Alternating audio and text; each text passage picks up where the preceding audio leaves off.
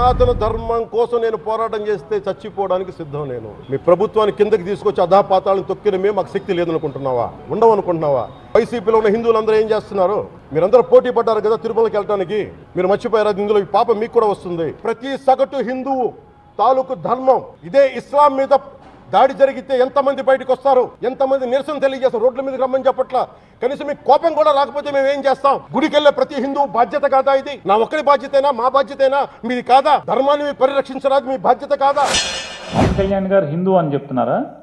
ఆ మధ్య భీమవరంలో ఎప్పుడో నేను బ్యాప్టిజం తీసుకున్నా అని చెప్పారు ఆయనేనా? ఆ పవన్ కళ్యాణ్ గారు, ఈ పవన్ కళ్యాణ్ గారు ఒకళ్ళేనా? ముస్లిమ్స్ ఇంట్లో టోపీ పెట్టుకుని హలాల్ చేశారా మాంసాన్ని? హలాల్ చేయకపోతే మనం తినకూడదని చెప్పని అట్లా కొత్తగా ఈయన హిందూ మతం తీసుకుని ఉంటాడు. మేమందరం పాత రోజుల నుంచి పుట్టిన కాడి నుంచి హిందువులే అందరం కూడా. ప్రాయశ్చిత్త దీక్ష ప్రారంభించింది 3వ రోజు. ఈ ప్రాయశ్చిత్తం దేనికి దీక్ష అనుకుని నేను ఎప్పుడు మీ అందరికీ తెలుసు. 5 సంవత్సరాల వైసీపీ పాలనలో ఇదే దేవాలయంలో కనకదుర్గ అమ్మవారి రథం తాలూకు మన సింహాలు మాయమైనవి, కొన్ని ఇబ్బందులు తప్పులు జరిగినాయి అంటే ఒక్కొక్కరు ఎలా మాట్లాడారు వైసీపీ నాయకులు? వాళ్ళెవరు ముస్లిమ్స్ కాదు, హిందూస్ కాదు, వాళ్ళెవరు ముస్లిమ్స్ కాదు, క్రిస్టియన్స్ కాదు. దాని సూపర్ సిక్స్లు, అలాగే షణ్ముఖ వ్యూహాలు ఇట్లాంటివన్నీ ఇచ్చి మేము జనాల్ని మోసం చేశాము.